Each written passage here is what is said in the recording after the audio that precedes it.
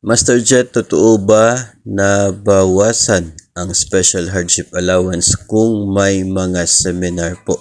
Salamat po sa tugon.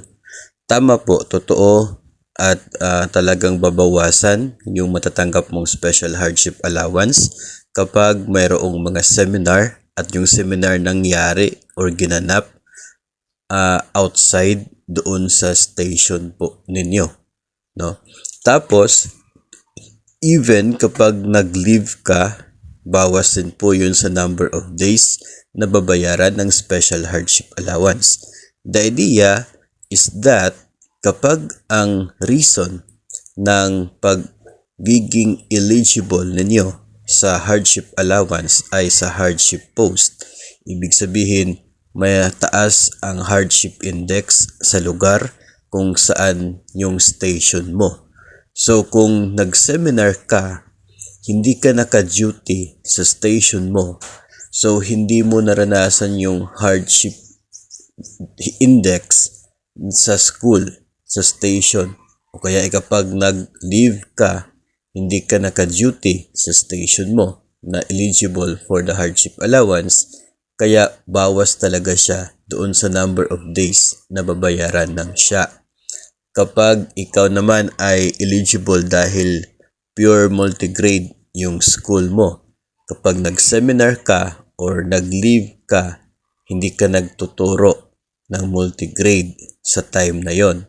Kaya babawasan talaga yung matatanggap mong special hardship allowance. Yung computation kasi niyan, yung 1 month na sahod ng isa pong guro na eligible sa hardship allowance, kina-consider po na mayroong 22 working days in a month. So, yung basic salary mo divided by 22, yun ang magiging per day, no? Tapos 25% niyan, yun ang per day na hardship allowance. Kapag mayroon kang seminar na 5 days, so instead of 22, 17 na lang yung ma-avail mo. Kung mayroon kang leave, ibabawas din doon sa 22. So, ganun po yung paraan niya, no? Kung gusto pong malaman more related sa special hardship allowance, pwede po ninyong i-check ang DepEd Order number 39 series of 2021.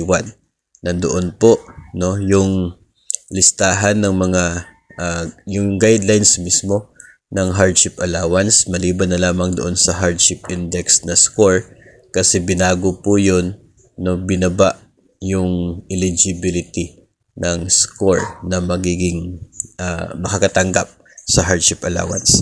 So yun po ang sagot natin sa tanong kung babawasan ba ang hardship allowance kung nasa seminar or nag-attend ng seminar ang isa pong guro.